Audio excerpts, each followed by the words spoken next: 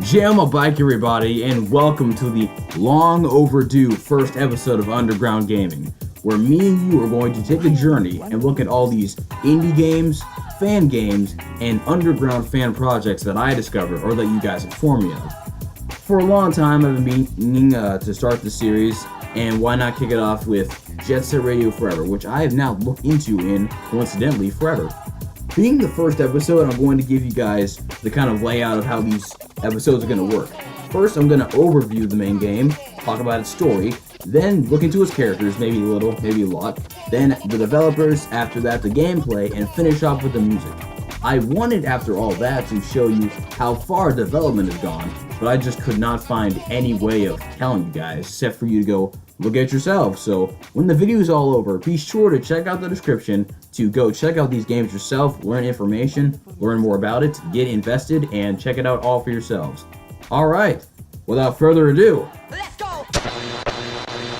Jet Set Radio Forever is a fan game inspired by the original Jet Set Radio series, a series based around parkour stunts, rail grinding, and graffiti spraying.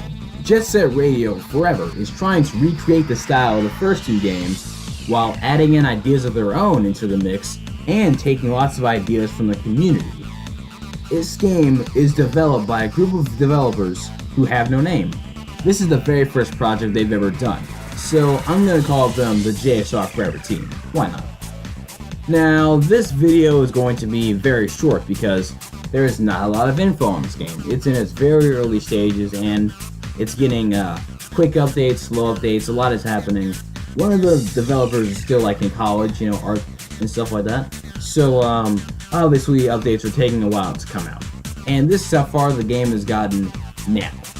After I make this video, a lot more information is obviously going to come out. So if you'd like me to continue in the series and look back at this game later, be sure to leave it in the comments below.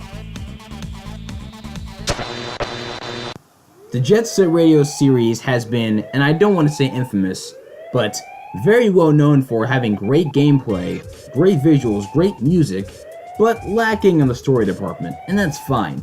Jet Set Radio, it's a game that doesn't really need a story. The story is more cosmetic. In fact, the first and second ones are almost exactly the same. They're not necessary, they're not very influential on gameplay, they're just there to say for the sake of the story.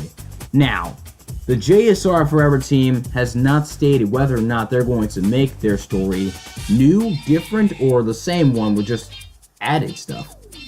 The thing is, whatever happens I'm perfectly fine with, because the story does not influence the gameplay. Now, to the team, this is just a little shout out from me. If you guys want the story to influence the gameplay, then hopefully it's done very well and very smooth in transition. That's all I can really say about it. Like I said, I don't really care if the story's changed. I don't really see the story as a classic or, inspirational in its own way, just hidden meanings and stuff like that. Most of the basic meanings of the story are, sometimes down with the man and such like that. Money is the root of all evil, just basic things, you could say. With all these mega corporations, which is understandable, but at the same time pretty stereotypical for an urban story. So, if you change it, I don't care. If it's the same, I don't care. I'm a lot more interested in the gameplay, and I can't wait to see what comes out of that. Now, about the characters, I'd like to start off by saying, JSRFOREVER team, if you plan on adding any characters, I would suggest only 6. Then, you could add those characters to the redesigned roster of Jet Set Radio Future. That would make 30 characters in total, which is still pretty balanced and pretty even. Now, back to the characters of JSRFOREVER currently. We only have 2, and they are redesigns, Yo-Yo and Roboy.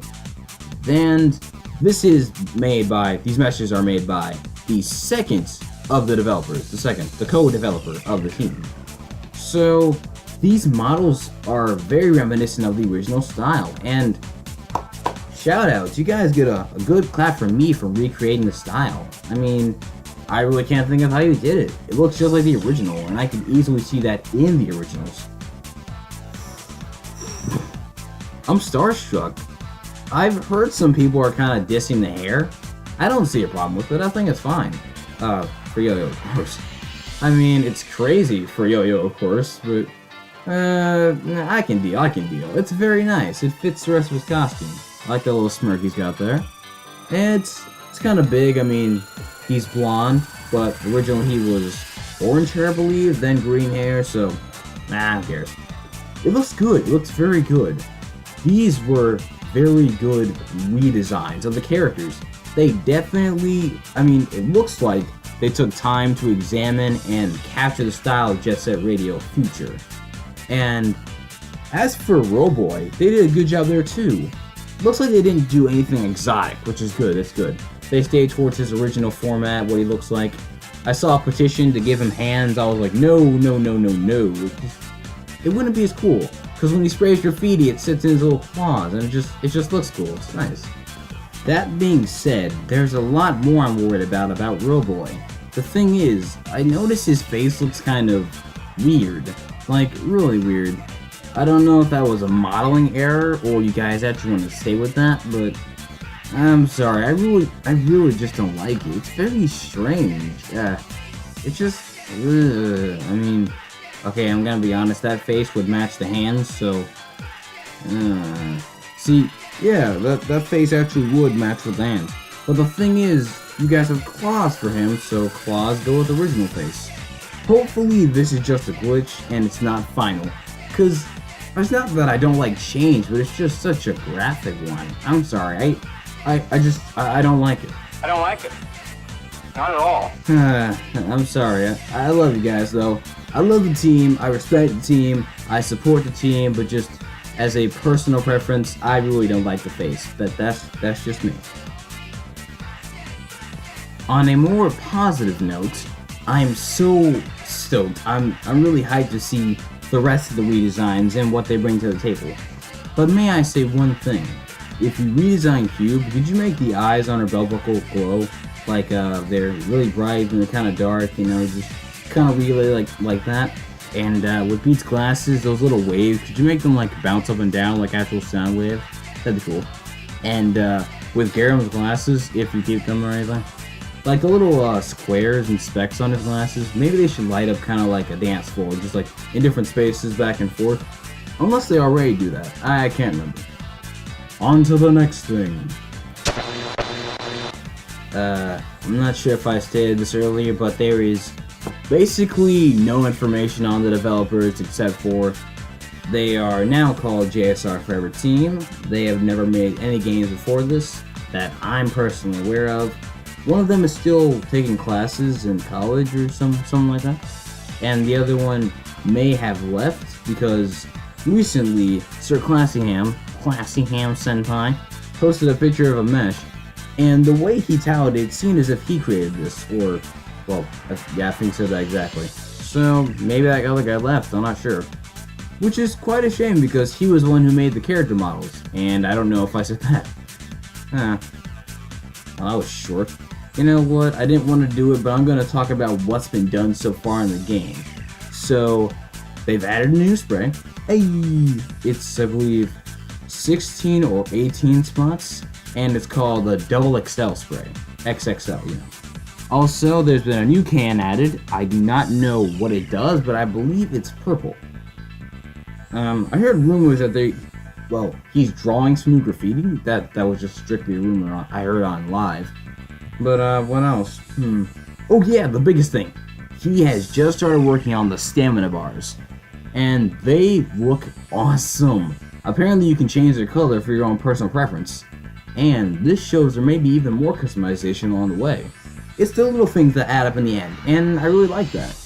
Now, that being said, can I ask something of the team, or Sir Classyham, because there may not be a team anymore. Can you possibly fix the stamina bar issue that was in both games? I believe both games. I have not played Jet Grind Radio and I never plan on doing so. So, the thing with the stamina bars is, depending on which character you pick, depends how long it is, or how much you have. But this just looks weird, and that's why I don't like it. It's a cosmetic problem I have with it. Like, the bar will show you how much you don't have, but that's a dumb thing. Now, I can have, like, it won't be a full bar, right? I can just have a little bit, but the bar will decrease at a faster rate than someone else.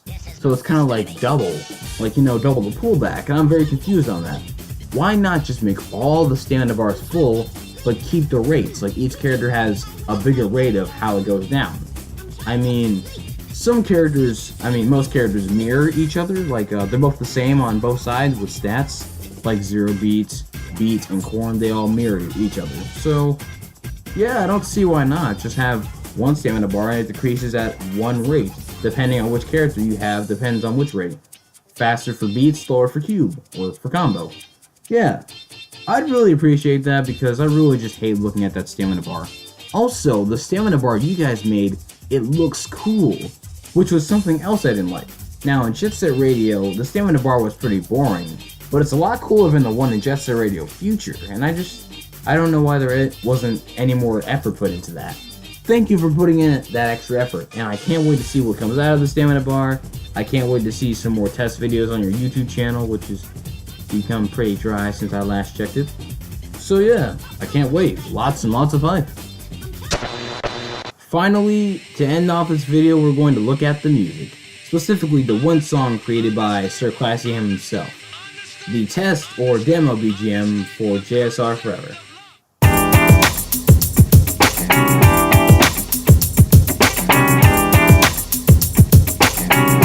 Wild and wonderful music.